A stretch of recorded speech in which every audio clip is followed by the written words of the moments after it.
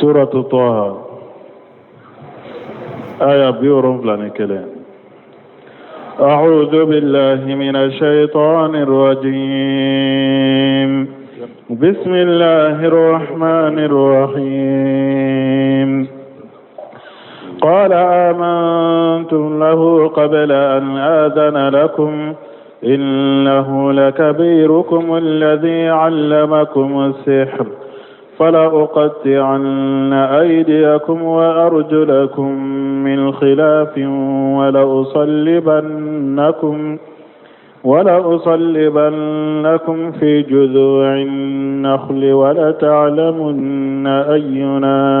أشد عذابا وأبقى. بسم الله الرحمن الرحيم، والصلاة والسلام على نبينا محمد وعلى آله وأصحابه وسلم تسليما كثيرا.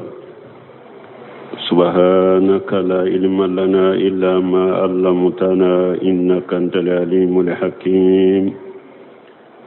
أستغفر الله الذي لا إله إلا هو الحي القيوم وأتوب إليه. اللهم انفعنا بما علمتنا وعلمنا ما ينفعنا وزدنا علما.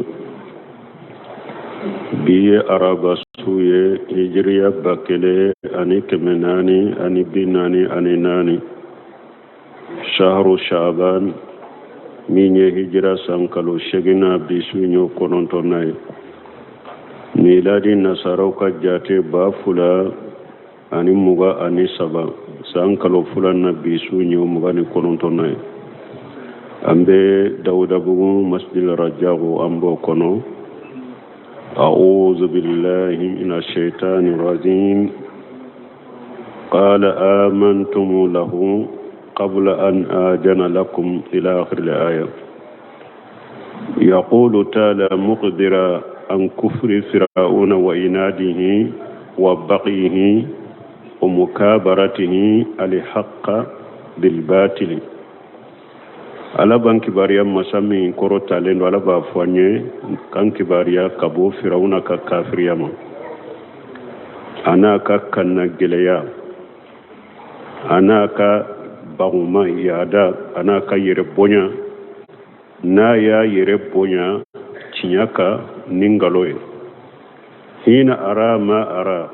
min al mu'jizati al bahirati wal ayati al azimati tumami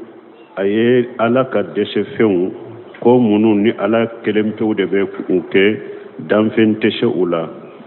tuma min aye ulu ye ani ala ka tamanse baw wa ara alladhina qad intasara bihim qad amanu bi hadrati nnasi kullihim aya ye fana ale tara mogo mununta ko aba yere demenu ye Musa ka aya ye ulu limaniyara be ɲana وغلب كل القلب شكر علما شكل مني أداني ثم من نكر فرعون يني سرى في المكابرة والبهت وأدل إلى استعمال الجاه وسلطانه أدونا منسسا أيادون نكر أدونا de كاير كروتا تيانكا أني إنغالون تيجي أدونو de la sisa أني كايميلي كتا akam masayama ani titri mimbala masaya mimbala amila kato barak o barakeli dema dabali kelauka fa haddadahum wa tawaadahum aye baga ewa dabali kelau baga ka kankar madaku ye ku baga kullahidu nyogonyani ko jugu keli baga ewa dabali kelaula ako amantum lahu ay saddaqtumuhu Firauna ko dabal kalama aw dara Musa la aw limnani Musa aw dara Musa la qabla an ajana lakum kasurne mawnya Maryam ay wama amartukum bi jalika aw dara Musa la kalimnani Musa aw dara Musa tigi ala kalimna nay kasuro ne mawnya Maryam wa ayo defo ay wama amartukum bi jalika afule kam min ke mawnya marani ni nyede wa aftatutum alayyan fi jalika afule ka ayere apologoto ka bomboloni ni nyede wa qala qawla firawna yakuma fo ya'lamu huwa wa saharatun wal khalqu kulluhum annahu bahatun wa kadhibun firawna yakuma do fo kuma mi firawna yere bado dabalikelaw bado dan feum be bado mo be kene ka ko ay ngalon tige ngalon jugu o ye jumay innahu lakabirukum alladhi allamakum shihra ako dabalikelaw ma ako Musa de ya awnyema yemene minya awla dunya dabalila kawla kala dabalila akanyema ye Musa de yemene Musa de awla kali dabalila mene ay antum inma qajitum shihra ani Musa aw yadabali nyere mina Musa de la aka karmo ye Musa de wa antafaqtum antum wa iyyahu alayya wa la ra'iyati litujhiruhu ani Musa fule kata bennin kade puro ka Musa de meneka aninka jama ni nyebben kande koy nani Musa yake komi nana aya wore kono inna haja lamakaru makarutumuhu fil madinati litughriju minha ahlaha fasawfa ta'lamun Firawna ko dabalikelaw ma konni nye fere de koy awni Musa de bennan nin fere ina dugu kono na ina sani akabo kanaya pour aka sennenin ka jamama me aw bena dombe minke awla donc o de photo fuleni aya kono Firawna ko qala amantum lahu akwa dara Musa la aw limna ni Musa qabla an ajana lakum kasurne majendi aw ma mawnya mranai innahu lakabirukum Musa de ya aw kanyemay alladhi allamakum sihram minya aw kala donire kawla dunya dabalila Musa de domene Musa de yaw lakala dabalira aw yere dabali mina Musa de lamene ay karamogo de Musa shi saw ye dabali kara Musa la ani Musa benaka ko akabo ka pour ka Musa deme nenin ka jamaka aw benna odeka ni nye dabali de ni nye fere de aya dila dugu koronay na de sana kabo kanaya be baado Firawna min fo ni nyangalo parce que ede tara ci bila dabali kala bema ka be wole kanana be ye keneka ka irola fana kuibu sarafana ka irola fana kunnu sera Musa le bu gere yirela o ni ulu tubira sisa Musa sera aw uluni ebe masisa ni aw ko uluni Musa bennan nin kade galombe numbo ni nyen galom fikiri me mughalata de pour ka jamaka hakli nyagambinay fala uqati anna aydiyakum warjulakum min khilaf Firawna ko wallahi mbaw bolo utige ana shaw mbu utige ku fonko nyonya min beke muharibula anka sariya kono nanye muharibu mina ni amba awa kinin bolo tige kata ewa numan shen tige de ko ale bode ke dabalkelaw ko faga chogo ko abu utige de usufew de tige ku fonko nyonya ni ayem min ka kinin bolo tiga beta ewa innuman shen tige na ye mun ka ewa numa mbolo tige abeta ikini shen tige ko ale bubu faga nin chogo de la wala usallibannakum fi juju'in naghli ewa aka fagali fana teto dogola de mbaka fagali bangede kaupani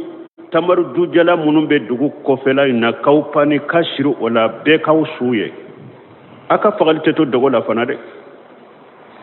fala uqatiyanna rijlakum aydiyakum warjulakum min khilaf wala usallibannakum fi juju'in naghli ay la ja'alnakum muslatan mben ewa ninjuguna mba ninjugu fagade fana wala uqatilannakum wala usahirannakum mbaw faga kaka fagali bangede fana aka fagali teto dogola de mba ke bede nyana kaka fagali bange be kaka suye pour aye minke mo wore kana nyuguna ke wori atunna ko abu pani o fagale abu su pani tamar jujala munum be dugu ko fere la kusirula ko su dilo wulula bette mete buye ka fo dabalikela mununda endara Musa la ulu de sufule ni pour ka fagali ka bange akake bagabagali mugo to mugo were kana u ka bara nyuguna ke wala ta'lamunna aw ako dabalikela ma fana wallahi abena do ayyuna asaddu ajaban wa abqa ni Musa min be la jaba na be to la jaba la ni ne do be Musa de abino do ay antum taquluna inni wa qaumi ala dalalati aw fule ka fo ko ne kam mo be fili de ka wa antum ma Musa wa qaumi ala alhuda ko awni Musa ani Musa kam mo kawde be kandaka fa sawfa ta'lamuna man yakunu lahu al-ajabu wa yabqa fihi aw bina do mogo min ni la jaba bina ke mogo min kan ni mogo min bina to la jaba kono abino do ni ne de do ni nin ka jama de do ube ni Musa na ka jama de do abino do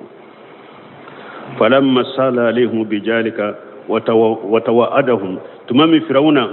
ayadda balikilanu num bakabaganin niye hanati alaihim anfusuhum fillah dabalikilaw fanan nin kera ubolo fuye ala kola unin kera ubolo komi fu ala kola uma hari unin yere bolini ufagali jate ala kola ufana bina munjabi ala bina ufanye قالوا لن نؤثرك على ما جاءنا من البينات والذي فطرنا فاقض ما أنت قاض إنما تقضي هذه الحياة الدنيا قالوا دبلك لوكو لن نؤثرك على ما جاءنا من البينات أو أكو فرعون دليل جيل مننا أو ما أنت إسوغانتيا ودليل جيل منكده أنت إتا ودليل جيل منكده لن نغتارك على ما حصل لنا من الهدى واليقين أو نكند من الدنكن يا ميسرو أنت إسوغانتيا أوكا كوي أنت تأوكا والذي فترنا أني مسمي نياندا فرعون أنت إسوغانتيا أوكا بنكسيري كمانا فلا بسكا ينينا والذي فترنا kake ma tufai min albayinati kake ma tufai kata umma mana antai sugantiya dalila jele munun nana makanda min nana ma anye dankaniya min suralla ko lanti sugantiya uka wallahi fatarana masamminye anda fana anti sugantiya uka ninya chogodoy ako abese kake kalili fana qalu lan nusiraka lama ja'ana min albayinati ko firawna anti sugantiya dalila jele munun nana ma anti sugantiya oka wallahi fatarna an kuna ankal nani masai masaminyanda ankal nani masai masaminyanda ni dela jele munun nana amma anti sugantiya oka de bunka sirige nin fula fola abesika ke ukallani alai uka kumainka abesika ke uyayira masaminyanda anti sugantiya oka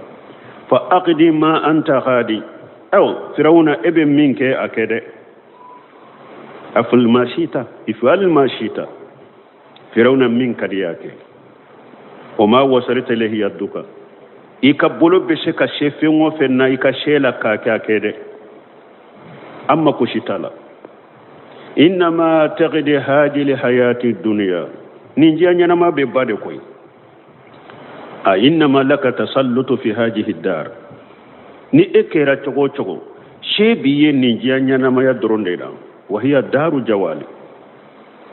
جنيا فنا يسو من بولي ونحن قد أرقبنا في الدار القرار أو فنا كانوا تارا دا سبتي سودكا أو كانوا تارا دا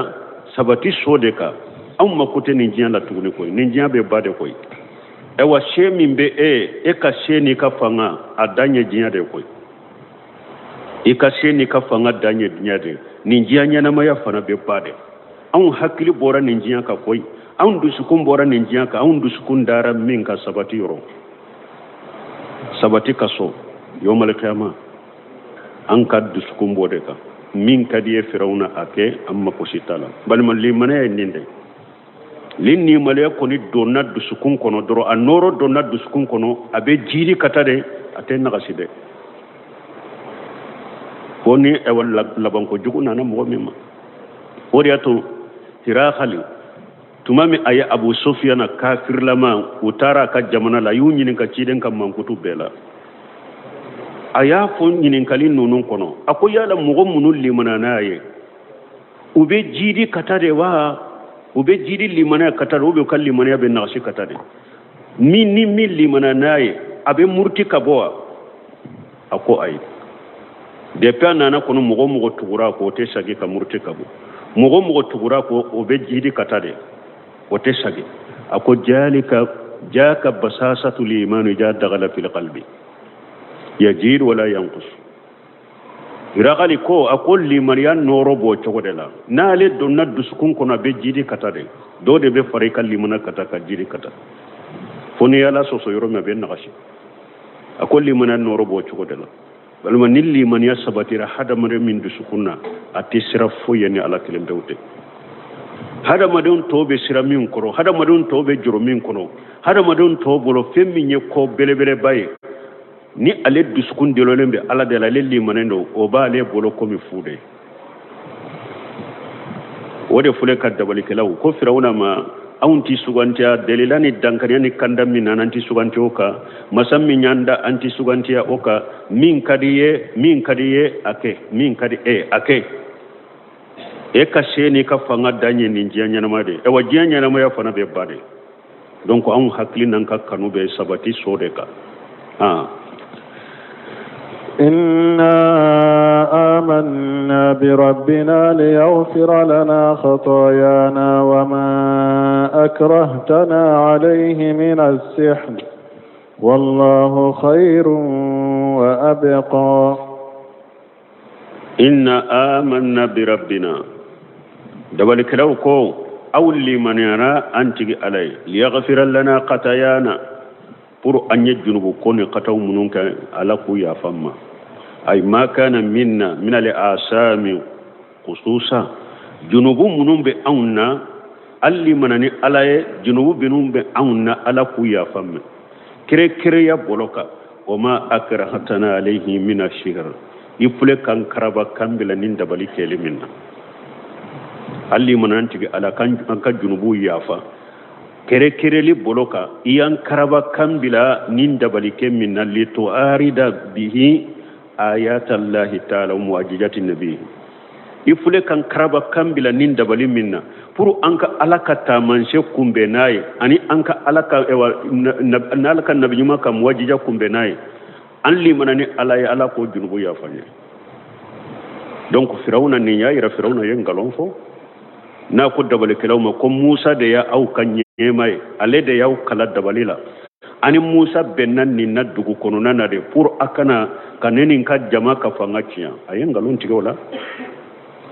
dabale kula fule ka fo ko firawna de yulu karaba ayu jakwa de kun ka Musa ka ewa alaka tamanche nunu ani Musa ka mwajiya nunu ku ulu ku kumbe ko ayu karaba ka bile ulu karaba ku ulu bilala de ku ulu limanani ala ko junubu yafa ulu ye wallahu khairu wa abgha ay khairu lana minka ewa firawna ala de kausa amma katem ala de kausa amma katemeka de ala de kanyi amma katemeka ala de hera me ala de kanyi amma katemeka wa abgha ewa ala de kasara be dume de eye tunye sara ko min fo awnye e ka sara ye jinya dande e ka sara te dume ala ka sara de be dume ay adwama sawaban mimma kunta waditana o mannayitana ala ka sara de be dume kateme etunye lahidu min ta awnye sara min lahidu ta awnye etunye awna talim min ko koybe sara min dama ala ta be dume kateme taka ala ka sara be dume kateme ka sara kade وقيل والله خير لنا منك إن أتيا دو كو توسير كنو فنا على دي كني أوما ني أنتغرا على كو كتمئك وأبخا منك أجابا أو على دي كلا جابا نني على سوسفنا نا يالا جابا على دي كلا جابا بتو أنك كتمئك الله جابك إن أشيا نني على سوسو على دي كلا جابا بتو أنك كتمئك وجاهر بنكسركم من ببانغاني أن فرعون لعنه الله firawuna alaka danga baka sammama ala jalika ayaka kuma min fo ashinshiraka wa falahu bihim rahimahumullah ayem min fo ayake dabalika wala alaka nema buka firawuna yen minke ashinshira aka kuma ka aye koyinke dabalika wala إنه من يأت ربه مجرما فإن له جهنم لا يموت فيها ولا يحيا. إنه جاهر من السياق أن هذا من تمام ما واجب سحرة لفرعون. آية سمعتكو جاهر بايرا نيني دبل كلاو ككما تو دي نوباكي كفرعون جابي يبافي كفرعون واجو. إنه وكو كونيا ناتشكو فلي من ياتي ربه مجرما وكو فرعون مغو ني ناني تيجي علما ني ايه تشنالي كلاري ني تشنالي دي نانا علما ني واجولي دي يحجرونه من نقمة الله وأجابه دائما سرمدي دبل كلاو فلي كفرعون واجو دي نوبا بغا كبو ألكا نيانغا كتاما أني ألكا لا جابا منا نيانغا كتا لا جابا من بدومي ويراقبونه في الثواب الأبدي المخلد وباكي كفرعون كانوا كتا سرمي بدا بدا سرمي بدومي فقالوا كو إنه من ياتي ربه مجرما أي يلقى الله يوم القيامة وهو مجرم وكو فرعون ما ni mogo mo ye ala kumbe nyonya yomale kama do ka soro e tinyali kelade e junubu to de fa inna lahu jahannama la yamutu fiha wala yahya jahannaba de biyade ni do na jahannaba kono fana ite nyana ma ya jahannaba ko ite sa jahannaba kono saya minni ni be boyla ko isara ni mbora ito soro jahannaba kono ewa ite nyana ma ya jahannaba kono fana nyana ma ya minni be shaki yere nafa jahannaba yo dede ite sa ite nyanama yala la yuqda alana aya kono la yuqda alaihim fayamutu alako ala te kiri tige jahannaba donka ala ta alla tige jahannaba donka nu besa wala yuqaffafu anhum min ajabiha jahannaba kala jabaten no yukafana kajalika najiji kullu kafur donc ala ko firawna ni aka jama doron tige ne ala be kafir be sarani cogodela dabali kelaw ye firawna wajunu ni ne firawna ni mugo nana alama yi cinyali kela to ini cinyali ni junubu de nana alama jahannaba de biye ni donna jahannaba kono fana ite sa ni nimbe boyla ite nyanama ya jahannaba kono fana nyanama ya mimbi nafa yenni fo firawna wan nabi sayyid al-qudri qala rasulullah sallallahu alaihi wasallam anana ba sayyid al-qudri bolo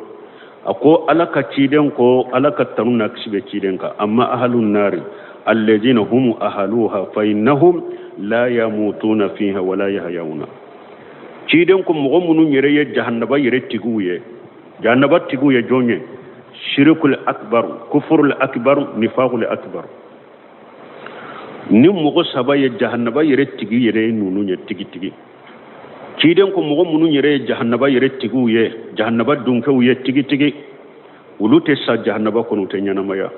ولكن أناس تصيبهم النار بجنوبهم من مغودو فانا بجهنم كونو تاسما بأولم من نوكا جنوبويه فتميتهم ميتتا إماتة جهنم بأولو فغليل فغليل من كنغو حتى إذا صاروا فهما فأبلبا كيكم سربو أدينا في صفاءة أو على بجين دي على بجين ناي كو أكا دليل كأولو تغلا مغوية وكبو جهنم كونو dalili be ke uluye o mo so mana tawhid tigi kabare jumu tigi munu be jahannaba kon ulu be jahannaba be ulu fa imatatan abu fi komi sarabo o ko fe ala be jendi dalili ke law ma ko ka dalili ke uluye ka bo jahannaba kon jiya bihum dabairu unu bena u groupe la ma jama ubu unu bena fa busu ala anhari li jannati donc minye ewa kodo be arjanna kono ubu chari o koyin kono fa yukhalu ya ahla al jannati afidu alaihim uba far janna dun ay arjanna ji aya surun nununka fa yanbituna nabata li habati takunu fi hamil shayli nin jahannaba de munun tun fi nan nin chogola nu yubila arjanna koyin kono uba far janna dun ka jibo ka ni arjanna jibo nu ka dron o fari kurbe falede komi ewa ko korofe lawla samayala jibe boli ko munun kono jiboli yoro kerefe falen fe umbe fale jiboli yoro kerefe lawla chogomi ufanaka farkolo be fale o cogodela fa qala ar-rajulu min al-qawmi tumami cide ni hadisa fo cedo ko mugowla ka anna rasulullah sallallahu alaihi wasallam kana bil badiyati o ko be ko min cide ni burusu shikike parce que fule ka fale fem bo cogo min fule ni nye wa jiboli yoro ni ko krefela wala obeke burusu de la ko be ko min cide ni burusu de ke ni hadisa be muslimu kono la nyine munye hadisa ina jahannaba don yere kafir kumbaba mushriki mushriya kumbaba munafiqa kumbaba nunun te bo jahannaba kono mi kabaira junubu tigu be bo jahannaba kono hadisa do fuleya ni hadisa be sahih muslimu kono kabaira junubu tigin tawhidi tigin munun do na jahannaba kono ni junubu bola nulu ka junubu hakke janina ka bola ala be jendi delile kala uma be delile ko ye ubu bo jahannaba kono be ta ubila arjanna kono isara aya yere ya koriya ke katama mi hadisa de kacha ka fon mu e wa tawhidi tigu junubu tu kabaira junubu tigu ni alama ya fa minna be do jahannaba kono na ka junubu janna ka bola be bo jahannaba kono katari janna hadisa minna na la o kacha hadisu safa aba kono hadisa jammi nano ba fo hadisu safa wa bukhari muslimu kono abo kono cidembe ala delina ya ala deli ala ba fo cidemma hakke do be o ce ka bo jahannaba kono nyu o kiye iku bo jahannaba kono katari janna hadisu safa ewa hadisa kacha hadisa min bena ko mo be do jahannaba kono kabo tauhidi kabara jurgutiga kacha don kaba ko ayan min kore yara ka katama fa mal ladina sahu fa fi nar lahum fiha jafir wa sahiq qalidina fiha ma damati samawati wal ard illa ma shaa rabbuka inna rabbaka fa'alu lima yurid don kaba ko ayan min kore yara ye kore yalike ko mo be do jahannaba kono kabo ko ni aya de no ala ko fa mal ladina sagu fa fi nar ala ko mo munun kera mo kunnan goye ulube jahannaba kono lahum fiha jafir wa shahiq ni sama to abe kamimbo ani ni sagito be kamimbo do to ko shahiq ani jafir khalidina fiha ma damati samawati wal ard ube dume jahannaba kono ka asanka batoy ka ewa duguma kolotoy ube jahannaba kono de illa ma sha rabbuka fo al aitigi ala yere ya kanu munun kabo jahannaba ko inna rabbaka falu lima yuridi itigi ala abe fende ka yemil la nyini faqad warada ambadi salafi anana kabo salafu do bolo kadahaki komi dahaki wa qatadata ani qatadata wariya ani ibn abbas wiya mafila kabo ibn abbas fana bolo wal hasana ani al hasana anna listina'an aidun ala usati min ahli tawhid kunni aya kono istisna'u min fulani illa ma sha rabbuka ko abesage kata tawhid tigi ala sosola udema mimman yukhrijuhumullahu minan nar bi safati safina munu ni ala bobo jahannaba kono ni delili kelaw ka delili donc ni yoro harisa jamana yin kono ni hakilinaw tunte jamana yin kono mais bidia sira jugu temena sisa iba a bidia sugu kelenkela bidia sira sugu kelenkela o agida jugu kelenkela iba do soro jamana dendo ma jamana in kono ya agida jugu imbe ibe agida jugu imbe do soro mogo do la jamana in kono ya alaka jamana in tanga ka kiside har kunu doba ke kanyin kali ko iska mogo be do jahannaba kono ka bowa ko parce que aya munun nana ko ba fo khalidina fiha ube ma hum bi kharijina minan nar ko ayaw nano de la cheikh salam fawjani nyin karane na nyugo nan akom min nya khawari juye wulude ko kabaira junugo tigi e kafiri de wulude ko kabaira junugo tigi na do na janabu a tebbo akon nin kuma da mandi wulu yere folo de la foro e min ba fo ko mo gote do jannaba kono ka bode kuma mandi ada mandi yere de la folo parce que mogo ni kabaira junubu tigi ni eye ko kafiri eye silama ke kafiri ka joli boni la daga ka joli bo eye munye sisa kabaira junubu tigi te ako kawarijo ka haklina min fula ku ye kiritigu yere kani kafiri ay parce que wulu yere be kabaira junubu ke silama kafiri ali min fula ni ye kabaira junubu silama joli boni min fula ni ye te foy faga ni silama te kabaira junubu silamo kan na folo daga limin fule uyere ya ka silamo kan na folo daga uyere ya ka ta beta dute abe kabaira junubu ni aw ko kabaira junubu tigi e kafira ku ye kiri tigu yere ka uyere yu yere ka kafira fo aw ni ko e wa kabaira junubu tigi te bo jahannaba kono fana i yere dume jahannaba kono donc hada madun ka sabali ni mogo tedo jahannaba kono ka bo iba sor min be ni nyinin kalike kabaira junubu min yire na ale baka kanyana maya kono ata danyere do ni alama ya fa ema edo na jahannaba kono ko ibe to akuna dakari yere la folo o damandila donc mogo ka sabali kato dele law ko qur'ana ayaw de ben nono ma hum bi kharijina minan nar onna na mushriku de ka kibara la kafiru mogo munu nye kafira kumba babe munu mbolo ni kafira kumba bade ngu lado jahannaba kono munu mushrikiya kumba bade ngu lado jahannaba kono munu munafiqa kumba bade ngu lado jahannaba kono Abdullah ibn Ubay ibn Salul nunun te bo jahannaba kono nunun de jahannaba yere tigu ye nunun te bo jahannaba kono de me tawhidi tigi ala sosolaw ulube bo jahannaba kono imma ala na ya fu mawtedo jahannaba kono ta arjanna ube ni ala mindo jahannaba kono ni ka junubu hakke janna ka bole be bo ahli sunno di jamaa bi aqida ninde ube bennen benninka shaybaw tabiina tabiina jamakulu saba bennen benninka jamakulu saba mi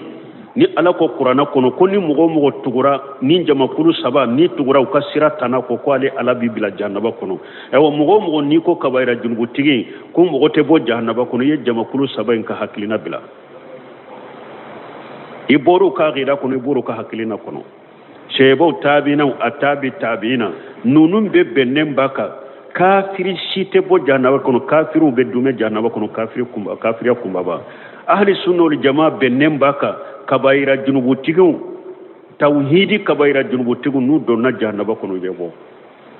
ahli sunna wal jamaa ka ben kayinde kafiri kun kelen shite do jahannaba kono ni be bo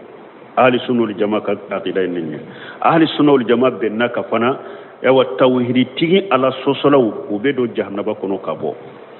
ala ka hakimandama ko li monado hadama do ndusu kono min dalenten ni na dala de ni ma dala jamakulu saban ka hakilinu ka aqida ibora kono iya kawariju ka hakilina reta ni muata jilaw ومن يأته مؤمنا قد عمل الصالحات فأولئك لهم الدرجات العلى جنات عدن تجري من تحتها الأنهار خالدين فيها وذلك جزاء من تزكى ومن يأتيه مؤمنا قد عمل الصالحات أو نمغ مننا علم اللاغرة أياسر أي بارنمك أي ومن لقي ربه يوم المعاد مؤمن القلب نمغ من علىكم بنيغنيا يوم القيامة دو ساجلي دو ندسكون دالين بعلالا قد صدق دمائره بقوله وعمله من يكاد دسكون فنانيكا كيوالون وبيين يغن تنياتيا limaniya min be ka dusukun kono baara ɲuma fana y'a yira an ko baara ɲuma ye mun ye ko fula ka ɲɔgɔn sɔrɔ a la baara ka kalasi ala ye a ka bɛn cidenw ka sariya ma i bɛ ciden min tile la i ka baara ka bɛn a ka sariya ma anw tile la baara ka kalasi ala ye a ka bɛn ciden ka sunna ma sallallahu alaihi wasallam nin de tɔgɔ ko baara ɲuma aw ni mɔgɔ min kɛra ni lahala la i nana ala ma i dusukun dalen bɛ ala la i ka baaraw y'a tiɲɛ tigiya fana ye baara ɲuman kɛ baara min kalisira ala ye a binne ciden ka sunna ma fa ulaika lahumu darajatul ula nunun tigilamɔgɔ arijanna daraja kɔrɔtaren arijanna etasi jawun bɛ di nunun de ma ay aljannatu jatu darajatil aliyati arijanna min ye daraja kɔrɔtalen dunke ye wal khurafal aminati ani arijanna min ye so dunke ye so munun ye hakili sigi so ye wal masakin tayyibati ani sigi yoro ɲumanw ni arjanna de be ulu tigiye ani ubadata bin samit ani nabi sallallahu alaihi wasallam arisana na ubadata bin samit bolo kon nabi ma kisini ne ma baka qala al jannatu mi'atu darajat kidon ko arjanna ye etashi kemede daraja keme nu be nyogon kakata ما بين كل درجتين كما بين السماء والأرض إتاسي كلن تشي أبيكم من بسني دوغوتشي أرجانا يو أوكمل ولفردوس أعلاها درجة جنة فردوس ودي بأرجانا سوين بسانفي ومنها تخرج الأنهار الأربعة أرجانا كوناني بيبي بو فردوسين دكونو والعرش فوقها لا رشيب فردوسي دكا فإذا سالتم الله فشالوه الفردوس أو تشيدن كنا على كوني دلي أرجانا لا أي على دلي جنة فردوسي دكا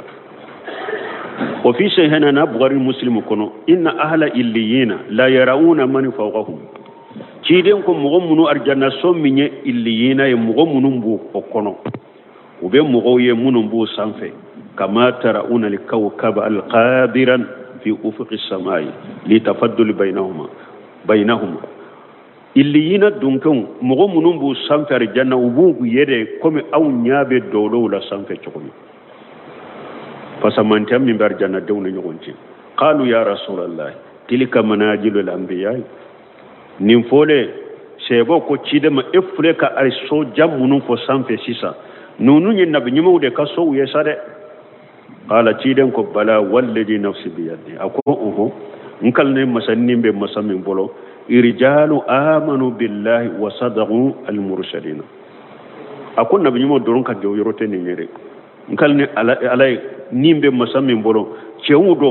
منون دارا ألالا ويتشيدون تشياتيكيا ولو بيتانين بلاشلا مغو منون دارا ألالا يتشيدون تشياتيكيا وفي سنني إن أبا بكر وعمر لمنهم وأنما أنا حديثا دولا كو أبو بكر وعمر لمنهم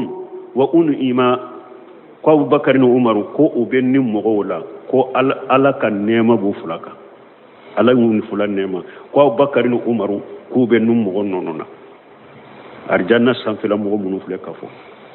جنات أديني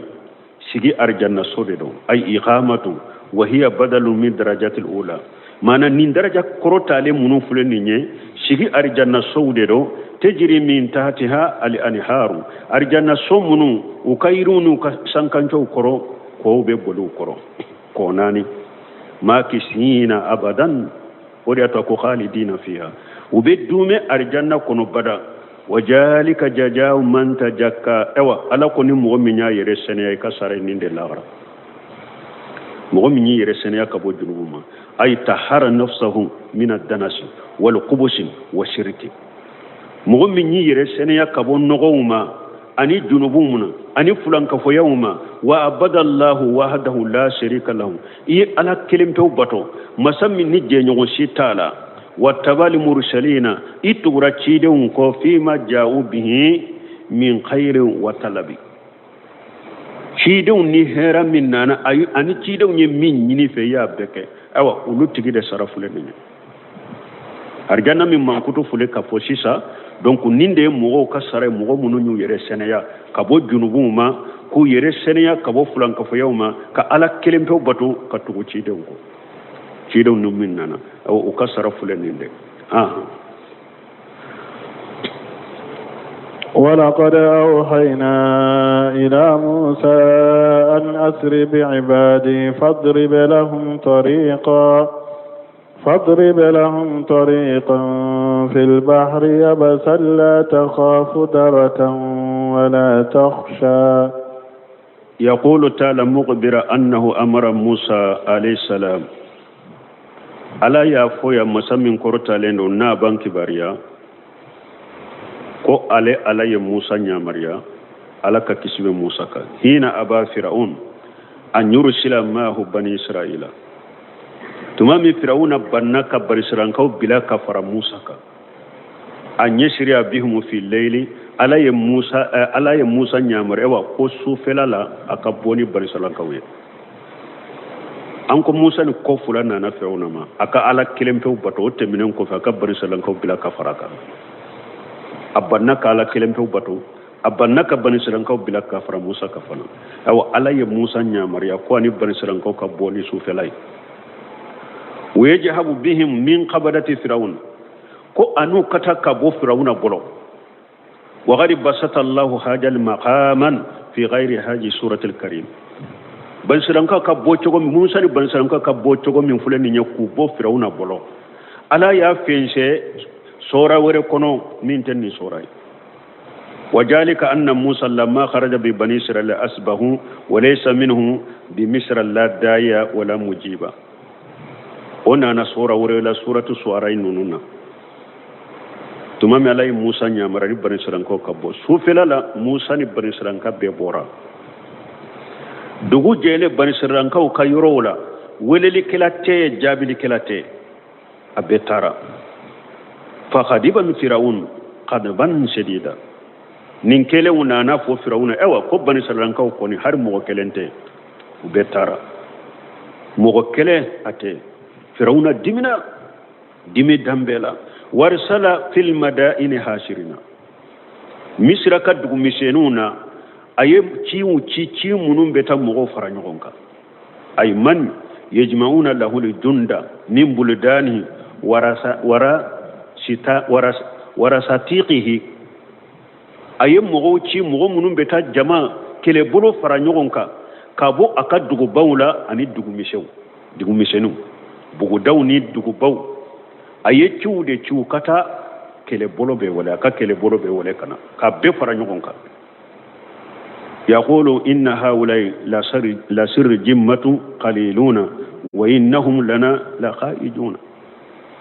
tuma mu taara ye firawuna ka kele bolo bɛɛ fara ɲɔgɔn kan misira ka dugubaw a dugumisɛnw u taara kele bolo jama bɛɛ farala ɲɔgɔn kan bɛɛ nana firawuna ma jama bɛɛ ye ɲɔgɔn sɔrɔ firawuna ma cogo min ye wagati min a ko inna haula la shirjimatu qaliluna a ko nin barisalankaw filɛ dɛ jamakulu fitini wa innahum lana la khaijuna mais nin jamakulu fitini wagati bɛɛ u bɛ aw ladimi wagati bɛɛ ninnu bɛ dimi don aw na nin jamakulu fitini wa inna la jami'un la hajiruna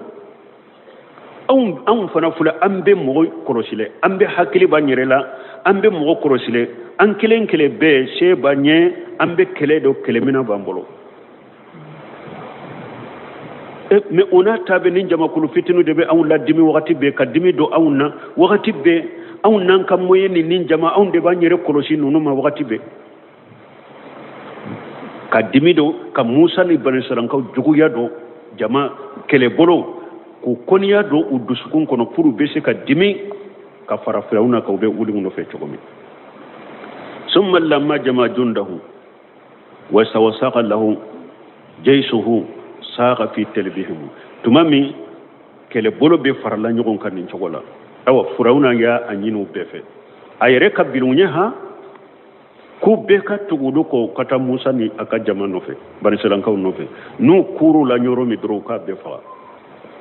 ala y'o fɔ suratu Shu'ara kɔnɔ fatiba'uhum mushriqina ay inda tulu'i shams tile bɔ wagati u dɔrɔn u tugura Bani Israilakaw kɔ tafsirikɛlaw dɔw b'a fɔ tile bɔ wagati tile bɛ bɔ yɔrɔ min dɔrɔn Firawuna n'a ka jama bɛna ku Bani Israilakaw la falamma tara li jama'ani tuma min jama fula u ye ɲɔgɔn ye Firawuna ka jama ɲɛ bɛ Musa ka jama la Musa ka jama ɲɛ bɛ Firawuna ka jama la qala ashabu Musa inna lamudrakuna Musa ka mɔgɔw ko Musa ma ko sisan kɔni an sɔrɔla Firawuna ka jama kunnan na baji de filɛ parce que Musa n'a ka jama bɛna baji na Firawuna ka jama fulu kɔfɛ Musa ka mɔgɔ ko ewa Musa ma ko sisan kɔni Firawuna ka jama anw sɔrɔla kaban o kunnan na baji de filɛ nin ye an tɛ se ka dɔn ninnu fila kɔfɛ taa yɔrɔ bɛ min sisan kɔni anw sɔrɔla o kunnan na Musa nabi ɲuman de don a tigi Ala ye lahiruw de d'a ma a hakili sigilen don qala kalla Musa ko ninnu ma ko anw na dɛ inna ma'iya rabbi sayahdini n tigi Ala faralen bin kaya a b'an kandan bɛ kisi cogo min ma kunna dɛ n tigi Ala faralen bin kaya a b'an kanda an bɛ kisi cogo min a b'an kanda ni o sira ye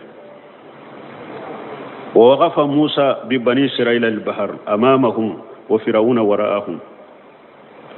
موسى بني إسرائيل كونا نجو باجي دالا فرعون ناكا جما فلو كفي فإن ذلك أوحى الله إليه ويروني دلا ووقت دلا على وحوش موسى ما فأضرب لهم طريقا في البحر يبسا ألاكو فرعون ما ألاكو موسى ما أكو شرا بويكا مغوية باجي نكونو شرا من جالين رفنها شرا بويكا مغوية باجي نكونو شرا من جالين رفنها على وحوش موسى ما أني أضرب بأساك البحر أكو موسى بره من بيبولو bere inke ikabaji ngoshi Musa ye bere inke kabaji ngoshi fam falaga fakana kullu firqi katawdil azim imam Musa ya bereke kabaji ngoshi doro baji farala kabonona ji farala kabonona ka to nyogon ka komi kuluba ji nin fambe wuli nin fambe wula be to nyogon ka sirabe boyamfe jimbe to nyogon ka komi kulu tora nyogon ka komi kulu sam sirkelaw ba fo cogo mi bari salan ko ka kabila e kabila tan fulade sira tan fulade bora jila ni jogola sira tan fula jibe wuli kinila yam fa be wuli numan la yam fa be da nyogon ka sira be bo jimbe to nyogon ka komi kulu ba o kele fana ji bora yoro mi ji e san ewa ba iriga woni keme iriga jibe dairo mede tuma me jim fana dara nyogon ka sira umbora ala ye finye bila aka yoro ingoshe yoro ni kele aka jafana sira min bora baji on kono sira imbe jarade abe kajja ode bena aya kono ya tawsir kala bafo ewa jito ne nyogon ka kome kuluba ala ye wo de bokola nin kabila aw baka sira la anyabe nin kabila la ubuka sira la pour be ka hakili ka sigi ka fo janto nyogon fana mahalaki ala yin nindeke donc ka finye nati finye ka dugukolo ngoshi ka afifa dugukolo fana ka jaka ke kasa ala fune ko de foya wala gari awhayna ila Musa ala ko lay wahawci Musa ma ani asrin bi ibadi ko akatamani ne alaka jongi min yebani salan kawye Musa tamanu yan fule ko cogo fawye tawsir kono tuma munana bara ijora badala firawna ka jama fulo kofe alay Musa nya mariya fa adribu lahum tariqa fil bahri yabasa alako Musa ma shirabo ika mogo ye baji kono shira min jalendo fana shira imbo cogo anana ya wore kurando anyo fawye ako aka berende ke aka baji goshi baji farala ji dara nyonka akulu ji dale nyonka tone nyonka kelen kera komi kuluba shira min bora fana ala ye finye bila aka shirai aka yoro yin fifa kaja kasa yoro yin jaraw katamunaka ore fulenye fadribu lahum tariqa fil bahri yabasa ikashira jalembo uye baji kono la taqaf daraka Musa kanashira ko firawna na ka jama be shaka ku ila bimina ini ka jama wala taqsha kanashira fana ku ini ka jama be to jinna akanashira ko firawna jama be ku awla kanashira ko firawna jama be ku awla kanashira fana ko be to bajinna fana la yuqraqu qawmaka ikam mo te to bajina kanashira ko firawna bi kam mo soro kanashira fana ko ikam mo be to bajila alayni fo Musa فأتبعهم فرعون بجنوده فغشيهم من اليم ما غشيهم وأضل فرعون قومه وما هدى فأتبعهم فرعون بجنوده فغشيهم من اليم أو فرعون ناكا كلبولو وتغرى Musa ko tuma Musa na ka jama donna jila Firauna fana na ka jama sani ewa jin ka jigi u fana donno uno Firauna kam ewa Musa kam mo laban be bojila Firauna kam mo laban be do jila ka dafa Musa bole jila bajila Musa sirana atumba fe ka baji ngoshi akasagi a chokola alako Musa ma utrukul bahra rahawa baji into a chogola kana magalabe a tonen be nyogon ka chogomen ato chogola watirikul bahara rahwa bajin to a chogola to nembe chogomi ato chogola donc mo nunum be min ko wala mbo odo wajila fina sammale akharina ka baji tonen to chogola donc to nunu ala yu fana gere kana firawna ka jama tuma bi firawna na ka jama donna musa kam mo laban be bo baji la firawna kam mo laban be dafa baji la ala ko baji ka yuru kai ako je ka yuru kai ala fule ko de foya fatibahum firaun bi junudihi firawna tugra musa na ka jama ko na ka kele boloye fa khashiyahum min al yammi baji yudatuye ay al bahr baji yudatuye ma khashiyahum fem min yudatugo femba min yudatugo be komi be bado chogomi ayu datuye ay allaji huwa ma'ruf wa mashhur fa khashiyahum ma khashiyahum fen yudatugo femmi na donendo a bangelen to afilelen tam wala ay allaji huwa ma'ruf wa mashhur min bangelen do min donendo wa haja yukhalu inda al-amr al-ma'ruf al-mashhur arabu ben nin fo de komin donendo komin bangalendo ben nin fo o wakati de ema ya kwa bi aya wore kono wal mutafikati ahwa faqashiyaha ma qassa donc bon kashiru ko arabu bolo ni min donendo a bangalendo nu bo fo o bode fo nin chogola wori to ala ko faqashiyahu min al yammi ma qashiyahu finni datugo baji yu datugo li minna donendo a bangalendo adogolente mo sila ninte bani mogolare awa firawuna afure ka bila ka jamanye chogomi katu bila baji kono ko halake baji kono la garafana be bulunya katu bila janaba kono nin chogodela ona na ayawre kono yaqdumu qaumahu yawm alqiyamati fawradahum an-nara wa bisal wuridil mawrud ala ko firawuna be bila ka jamanye yawm alqiyamati do betu bila tasma kono do yoro jugo yarha firawuna ya ka mogo do yoro mire katugu galontigi ko mbalima manyade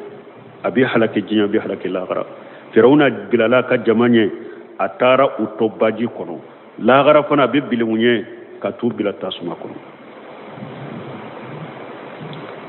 balma tumami baji jiginu kanin chola ko datugo ayrebe donka bola ako amantu annahu la ilaha illa alladhi amanat bihi banu israila وأنا من المسلمين على قام آل أنا وغري أسيت قبل وكنت من المفسدين فلما دركه الخرق تمام فرعون يرى تولي جي تولي كنا فرعون لا يرى دو كيسي تشوتي أقول من يرى ني مسمي ني برسران كول لمن ناي لمن نوي ندارا ولا نكيرا سلامي آمنت أنه لا إله إلا الذي آمنت به بنو إسرائيل لي منانا يكبتو فنسيته فو بني إسرائيل كول لي مناني على مني نيادو على ورته فو بني إسرائيل كول لي مناني على مني نكيرا سلامي على كو آلي آنا أكو فرعون بني إسرائيل كول لي مناني على مني وبي لي مناني وشيساد إبكي إوا سلامي وغاري أسيت قبلو ninye eye ne ala soso kunta minal mufsina ekera chinyale kala ala maso ka kalli maryamina ala maso ka kalli maryamina asara ka kafiriyaka atore jin kono bari serankaw gole ube kenema atora unyala ji kono umadala uduskum maseka sabati kosobe parce que firawna ya dara chogoma ayu toro chogoma ayu tonyo chogomi na asuto tora jiju korota shika botu diskun kono eske ni sarate ta boyoro bere ala ko fari yawma nunajika bi badanika litakuna liman khalifaka aya ako firawna ma ko bi mbi kisini i fari kolonya ki suimbo pour bani salankaw kaye anake tamanse mogo munun toray kofe minyi bani salankaw ya anaku matamanse unado kuisara ala ko je ka firawna baji ka firawna subo kaye baji ya firawna subo ka firiwiyaye uyere dara la sisa firawna ko ni sara furana ko banna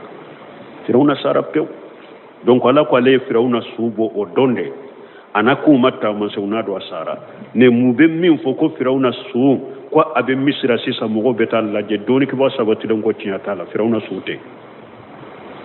tembo bolo e drobe wori mina mo la mi firawuna sute Cheikh Sal Fawzan Fawjani yo fo aka kitabu kono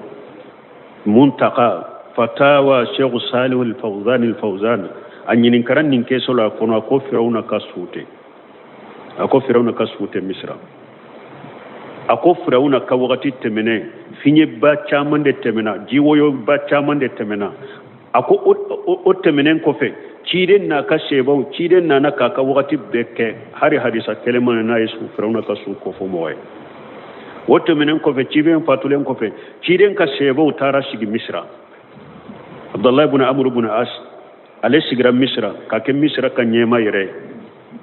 mogoma firawuna ka su ki baraya me umma hari donkele donc firawuna ka su ko misra cinyata la de